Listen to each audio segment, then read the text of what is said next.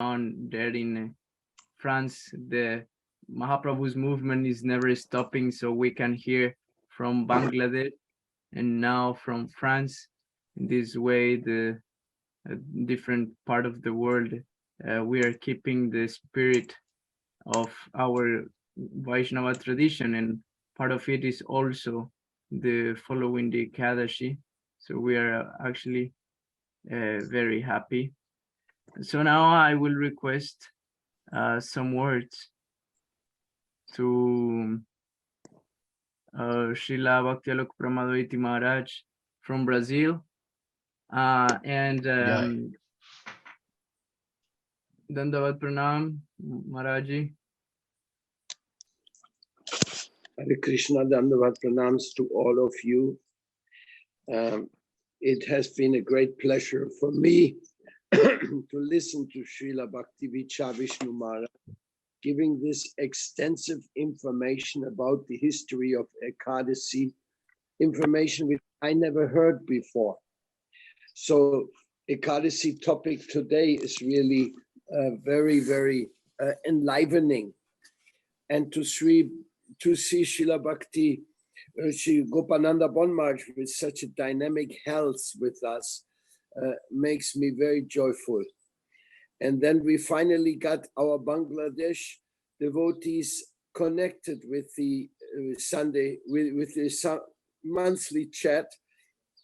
This is also very good because Mukul Babu is the representative of Vishwa Vaishnava Raj Sabha for more than 25 years. And like Govinda Maharaj was saying, he actually opened many ISKCON temples and Gaudiya Math temples. He's the, Mukul Babu is like the personification of Vishwa Vaishnava Raj Sabha because he knows all the Vaishnavas and he helps all of them. He's very well connected and highly respected. So all this together, I don't think I can add anything to what was said about the Ekadasi. I personally, because of the different dates in different places, have taken the Ekadasi a little bit lightly as far as the dates is concerned. But also, like Vishnu Maharaj says, the essence of Gaudiya Vaishnavism is to be a preacher and to be engaged. So Srila Prabhupada Bhaktivedanta Swami, he also emphasized that preaching was receiving the priority over many other things or many details.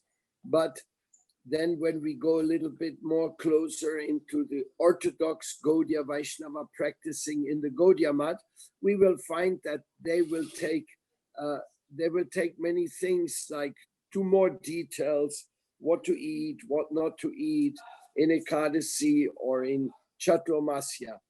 But now Srila Vishnu Maharaj even extended that to the 3-day Ekadasi. And so I was very amazed and also felt very great joy to have so much knowledge. Actually, I was going to ask him a question, but I forgot then that there is some recommendation in the Ekadasi description where you find in the internet, which recommends each particular Ekadasi for some special benefit, which very often are material benefits in one way or another. And it recommends to do this fasting for that Ekadasi, for that special motivation. But of course, we learn from our Guru Varga that the essence is to learn how to love Krishna and how to somehow get out of this material world. But amazing, that story of Mohini who tried to stop this king from following his strict Ekadasi is an amazing story. It really moved my heart. So on the other side, Vishwa Vaishnava Raj Sabha meetings, of course, many people have no time to come to all these meetings. Nowadays, we are, you could say, overburdened with so many things we have to read, so many messages on the internet and all that. And so it is just so important that we get together at least once in a month to remember of our existence and get some nectar association, especially for those who are not living in big temples with big worship, those who are living at their home or in their little preaching center, and they would love to see acharyas like Srila Vishnu Maharaj, Srila Gopananda Bon Maharaj, Srila Prapantirtha Maharaj. And this is being made available by Madhava Krishna's sincere efforts to bring this meeting into action once every month. And I'm very, very grateful to him and his team. Everybody is helping. So, and also to the Russian devotees who are also translating, and to the South American devotees who are also translating to Spanish and Russian. And so it is an historical thing. It has never happened before. And I think over the years it will grow and grow, because the Vaishnava missions of Lord Chaitanya, their importance is definitely not stopped. On the contrary, every day the urgency of the Vaishnavas' message and presence in this world is increasing, because as the world is becoming increasingly atheistic, I was having long discussions with Shanto Maharaj, who is studying a lot of Sankhya philosophy, and who is studying also the book Homo Deus by some Harari, some person who works for the World Economic Forum. They have such an incredible materialistic interpretation. So only the Vaishnavas have a scientific knowledge of God.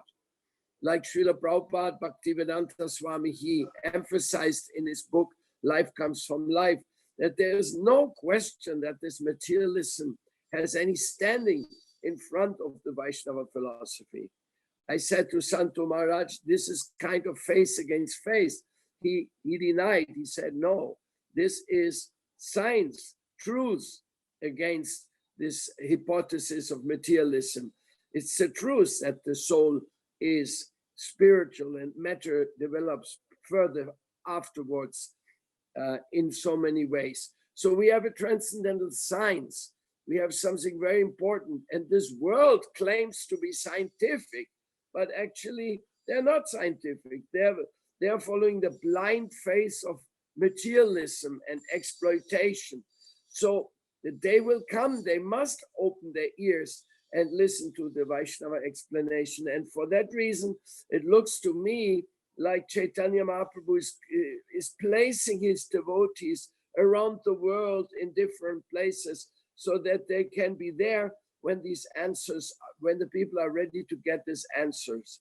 So, and of course, while at the same time preaching, establishing temples, farm communities, restaurants, book publishing books, and chanting the holy names everywhere. So I feel very proud that I had the chance to be in this meeting today, but I don't want to continue talking, because it's Isha Priya and great souls who can give very much deep insight on what we are trying to do. Once a month together, to share the heart's feeling and to continue our preaching in every place. Thank you very much. Dandavat pranams at the feet of all of you. Radhe Sham.